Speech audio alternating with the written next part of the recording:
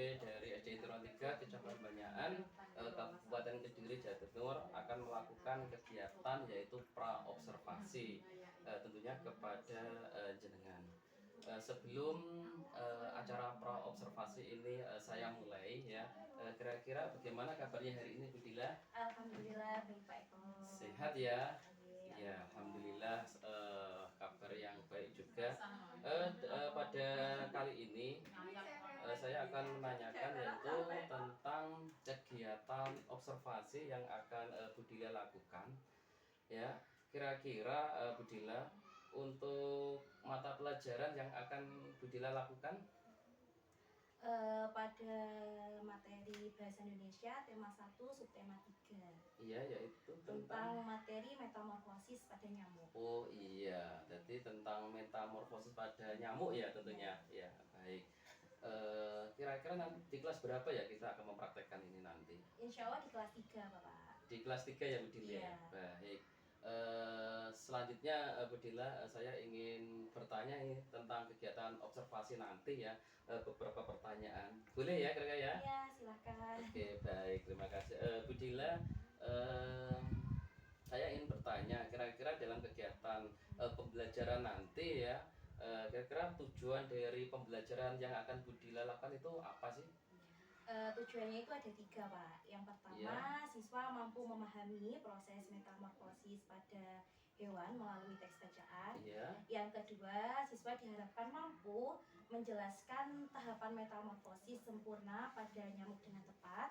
Dan yang ketiga, siswa diharapkan mampu menyebutkan dan mengurutkan tahapan metamorfosis pada nyamuk melalui kegiatan visualisasi atau gambar. Wah, luar biasa sekali ya tujuannya, yaitu salah satunya itu memahami teks ya, yaitu berkaitan dengan metamorfosis, yaitu nyamuk seperti itu. Luar biasa sekali. Selanjutnya ini Bu Dila ya, kira-kira dalam kegiatan observasi di dalam kelas nanti ya, mungkin area pengembangan yang hendak Bu Dila capai itu apa sih nanti?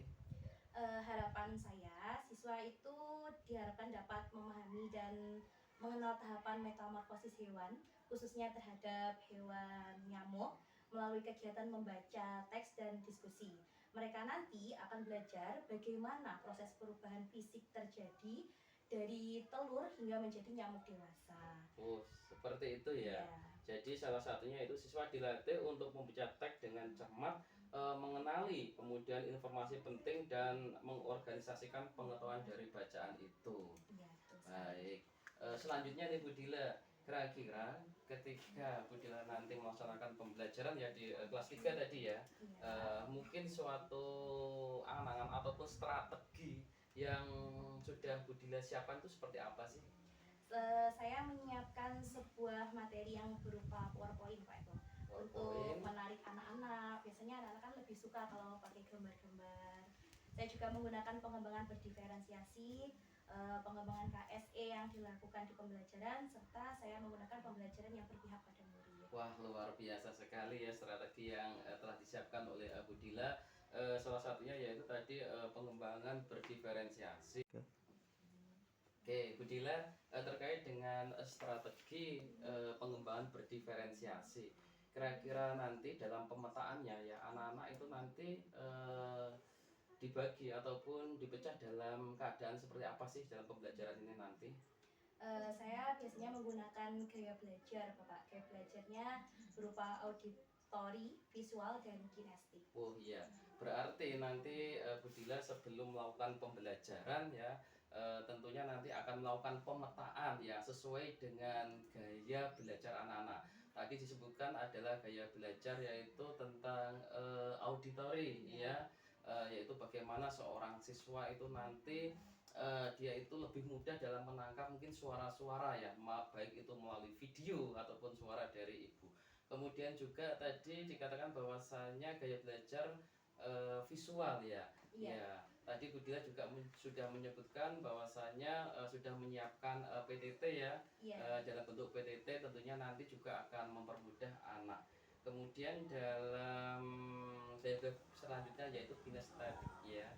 Itu luar biasa sekali, tentunya nanti juga Bu Dila harus mengambil peran ya tentunya baik itu mungkin melalui ice breaking ya, ataupun kegiatan-kegiatan bermain lainnya.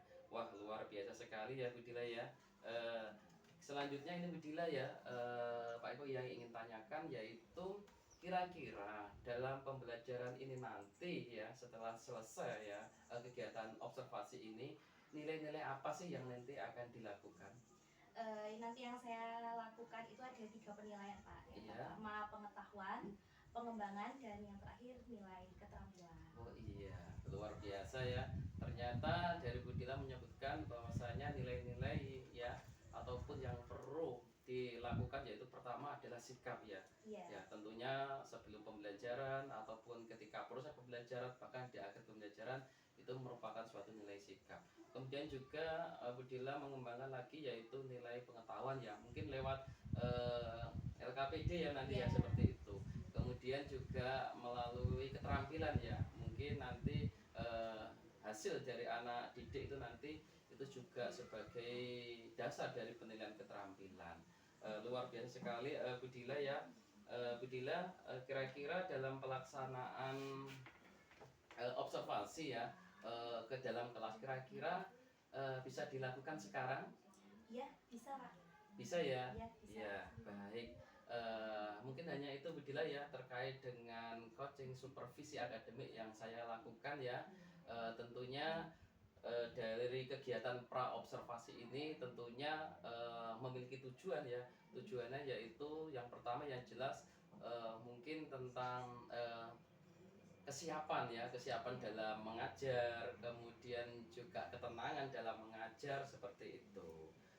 Dan selanjutnya karena kita waktunya mungkin sudah ya siap ini ya di kelas 3 tadi ya, kita akan memulai pembelajaran ya.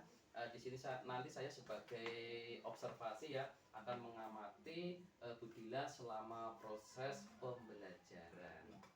Baik, kurang lebihnya seperti itu Bu Dila, mohon maaf ya. Ya, akhir kalam. Wassalamualaikum warahmatullahi wabarakatuh. Waalaikumsalam warahmatullahi wabarakatuh. Oke, ayo silakan kita ke kelas 3. Ye, mari. Wabarakatuh.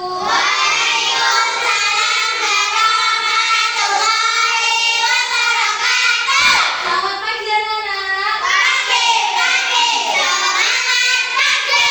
Bagaimana kabarnya hari ini?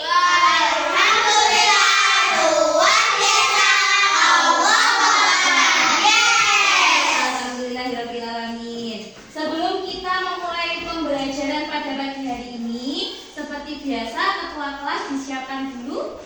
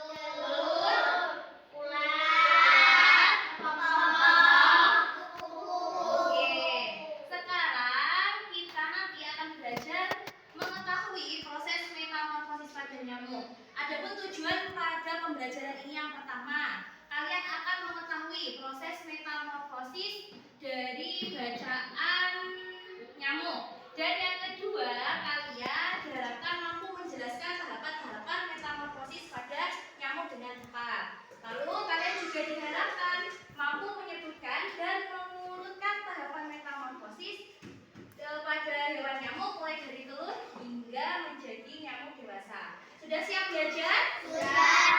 Oke, di belakang dulu ya. Tepuk semangat.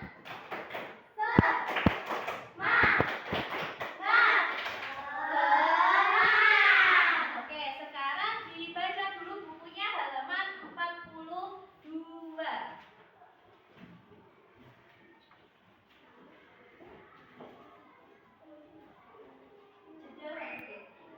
Dibaca anak? Sudah. Oke, sekarang mari kita perhatikan poin yang sudah berkilat-kilat. Judulnya apa ini? Oke, metamorfosis nyamuk. Sebelumnya, ingatkah kalian apakah itu metamorfosis? Ada yang tahu? Apa metamorfosis? Nah, metamorfosis adalah, coba dibaca bersama-sama.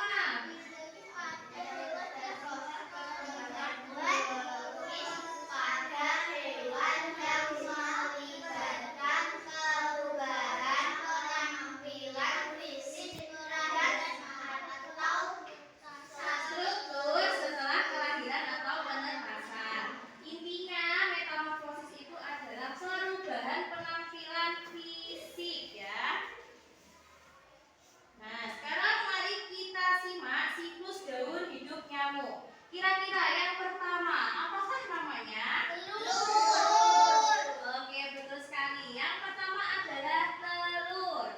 Nah, di poin yang pertama, nyamuk betina meletakkan telur di permukaan air yang tenang, seperti kolam, genangan air, atau wadah air. Berarti telur itu dia mau bertelur kalau dia berada di permukaan air yang tenang. Lalu telur nyamuk akan menetas dalam beberapa hari. Setelah telur, kira-kira dia berubah lagi menjadi apa?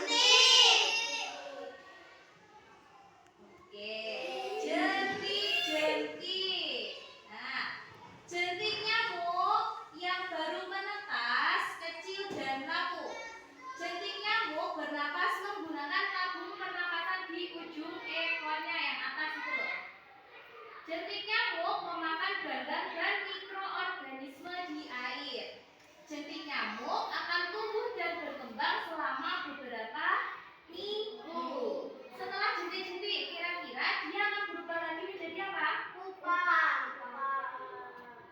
Iya, menjadi pupa. Bentuknya seperti apa ini? Kayak udang ya.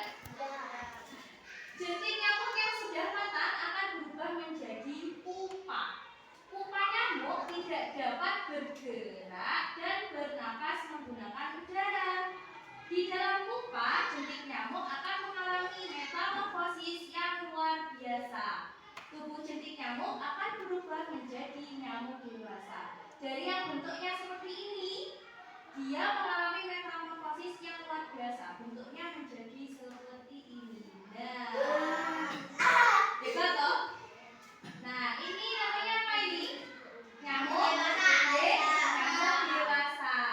Nyamuk dewasa keluar dari pupa. Nyamuk dewasa akan mendarat di permukaan air untuk beristirahat dan minum.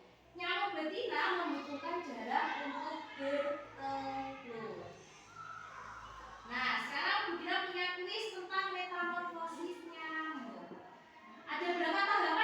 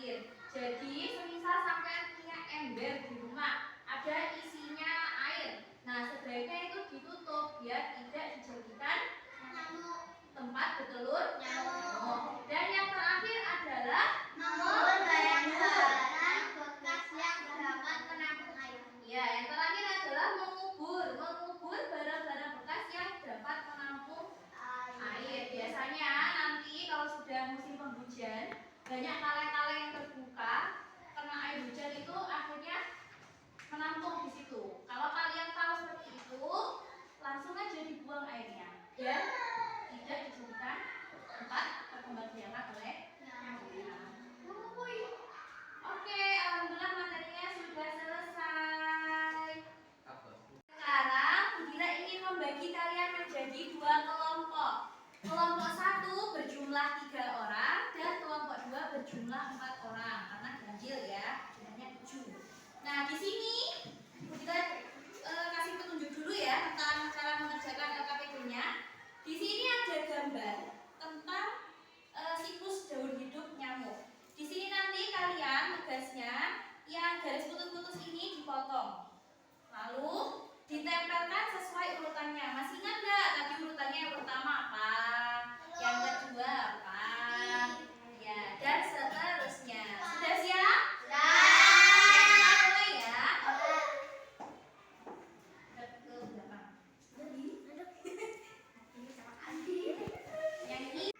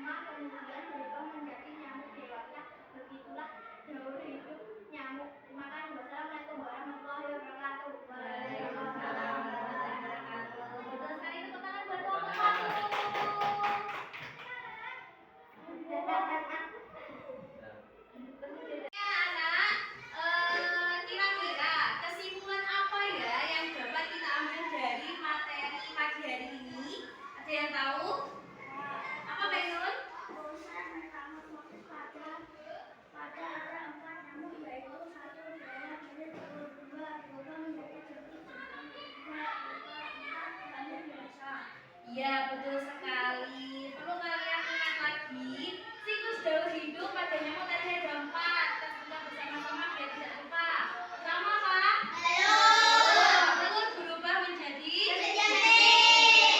jentik-jentik berubah menjadi pupa berubah menjadi dewasa. Itulah siklus daur hidup pada nyamuk. Oke, anak-anak, tadi sudah dijelaskan bahwa nyamuk itu adalah hewan yang sangat berbahaya yang dapat menyebabkan penyakit apa? Demam berdarah. Oleh karena itu, kita harus pandai-pandai menjaga kebersihan, baik kebersihan di lingkungan sekolah maupun kebersihan di lingkungan rumah. Oke, alhamdulillah materi kita sudah selesai. Setelah ini kalian boleh beres-beres untuk pulang. Jangan lupa nanti dikerjakan PR-nya halaman 46 ya.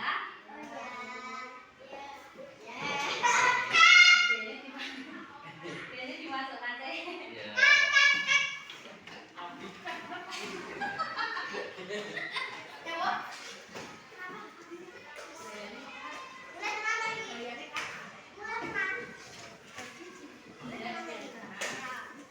Sini dipimpin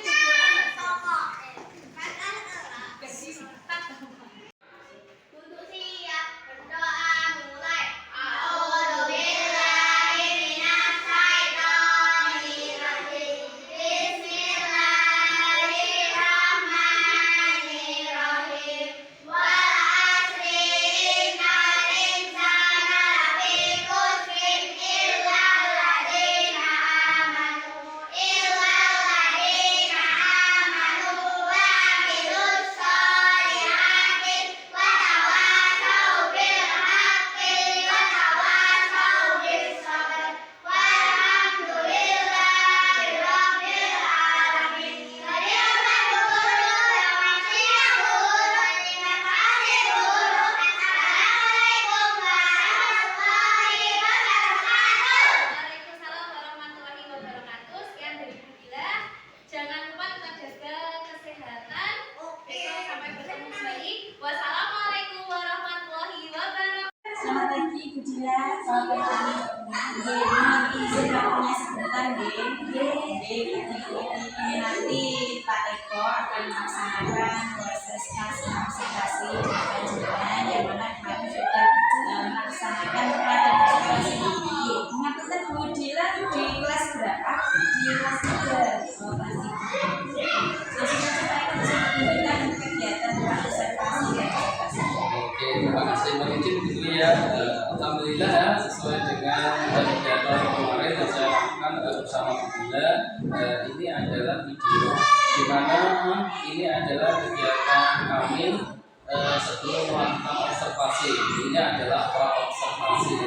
Alhamdulillah dalam kegiatan pra observasi ini berjalan dengan lancar ya. Ini juga sesuai dengan apa yang telah saya sampaikan, yaitu pertama yaitu tujuan, kemudian area pengembangannya seperti apa, kemudian strategi apa yang akan digunakan dalam proses pembelajaran seperti itu. Kemudian selanjutnya di sini adalah kegiatan observasi ya Bu Dwi. Alhamdulillah kegiatan yang dilaksanakan itu sangat menyenangkan ya. Murid itu terlihat sangat aktif ya dalam kegiatan pembelajaran ini.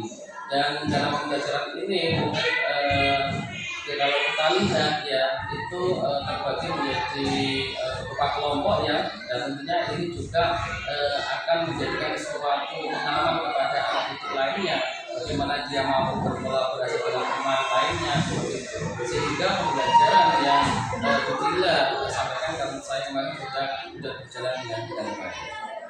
Oke.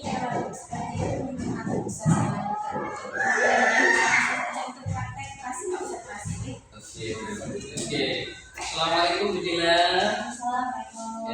Bagaimana hari ini? Baik ya, alhamdulillah ya. Bu Dila kemarin luar biasa sekali ya terkait dengan kegiatan observasi yang telah Bu Dila lakukan ya. Ini dalam pembelajaran bagi seperti itu.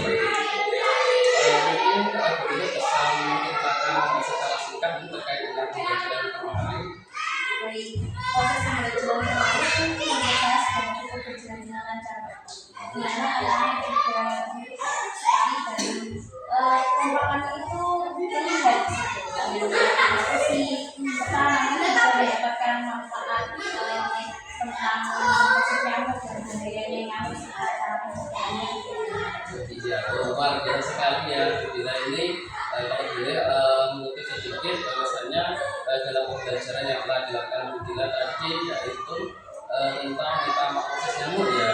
Ya, saya juga kemarin mengamati ya bagaimana dengan telah melakukan suatu identifikasi ya terkait dengan gejala-gejala seperti itu, kemudian juga menampilkan lewat suatu media yang bagus sekali yaitu lewat media PowerPoint ya seperti itu, sehingga kalau saya lihat kemarin anak-anak itu terlihat sangat menyenangkan dan aktif dalam kegiatan tersebut. Luar biasa sekali Budila.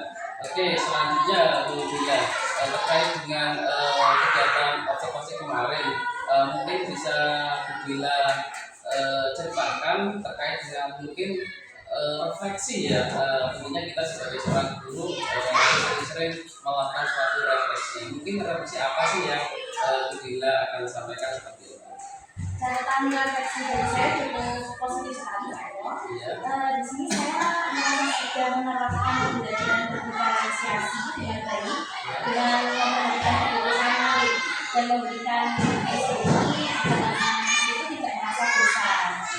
Sebagian besar itu juga bisa menunjukkan pemahaman yang baik mengenai tahapan metamorfosis.